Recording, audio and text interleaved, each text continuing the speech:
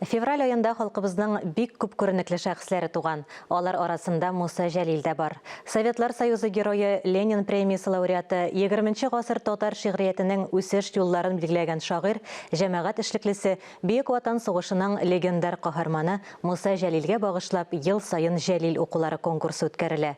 Конкурсның бүләкләү тантанасыннан хәбәрчебез Мөршидә Җихан репортажы.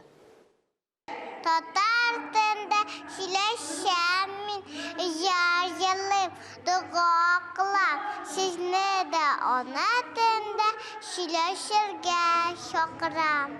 Әнә шундый нәни кызчыкларның да, өлкәнрәк яшьтәгеләрнең дә конкурста катнашу мөмкинлеге бар иде һәм алар бу мөмкинлекне кулдан ычкындырмады.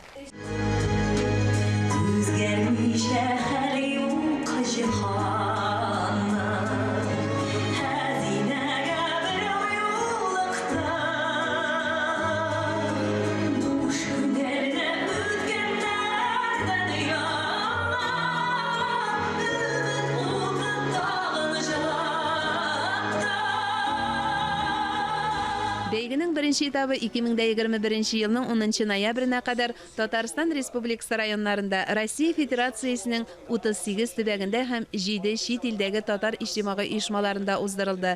Димәк, жюри әгъзаларына сайлап алу мөмкинлеге күп булган. Әлбәттә инде эшләгән эшкә бәя бирү җиңел. Үзе эшләп караган кеше генә белә ул бу эшнең никадәр авыр икәнен. Әлбәттә мин иң зур рәхмәтләрне җиткерәм менә ата-аналарга, укытучыларга, аларга эшләгән һәм барлык катнашкан кешеләргә. Чөнки алар чыннан да үзләренең менә бу Җәлилгә, шигърияткә һәм халкыбызга булган хисләрен ашы конкурста дип әйтелгән шушы Җәлил укуларында әйтеп бирә алдылар. Быел гала концертның сәхнәләштерелүе дә тамашачыларга бик ошады. Режиссер Татарстанның халык артисты Радик Бариев һәм сценарий авторларының берсе Илгиз Халиковның уңышлы уртак эш нәтиҗәсе.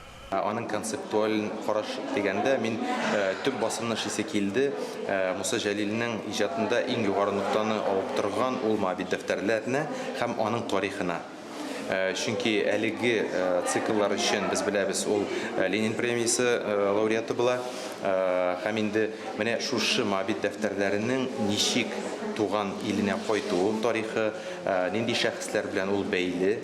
Һәм инде шушы сценарийны язган вакытта без бик күп кенә тарихи чыганаклар, архив чыганакларына нигезләнеп, менә кызыклы моментларны алып, шул ук Әминә апаның күргән төшләрен, шулай ук Шулпан апаның хатирәләрен барысын бергә алып театральлаштырып күрсәтәсебез килде. Җәлил укулары конкурсының бүләкләү тантанасы Чулпан мәдәни үзәгендә уздырылды. Үз исемен йөрткән үзәктә Чулпан Җәлилова да гала концерт карады. Мөмкинлеген барында катнашам әле ди Муса Җәлил кызы. Рәхмәт сезгә. Бик шат, бик шат. Кишегергә ярамый, әлдә кишәсен. Мондый бәйгеләр бик кирәк, чөнки үсеп килүче буынга үрнәк алырлык шәхесләр булырга тиеш. Төрле милләт балалары Җәлилне белеп, аңлап сөйли. Кайберләре аның шигырьләрен үз туган телендә яңгыратты. Муса Җәлил татар теле генә түгел, барлык туган телләр сагына да басты. Бу конкурсның оештырылу дәрәҗәсе бик югары дәрәҗәдә. Мин инде бик сөенәм әлеге конкурста катнашканыма. Бу конкурсны инде безнең башта районда үтте, аннан зона этапларында үтте. Бик күп этапларын үтеп инде без бүген шул матур сәхнәдә чыгыш ясадык.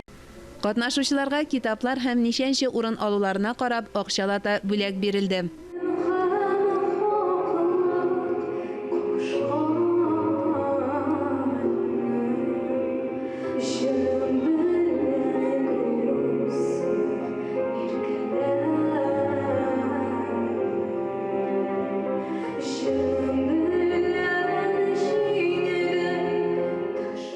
Мондый чаралар китаптан ераклашкан яшь буынны, замана баласын, Муса Җәлил кебек шәхесләребезгә, алар иҗатына якынайта. Мөршидә Җихан, Ирек Хәмидуллин, Татарстан яңалыклары.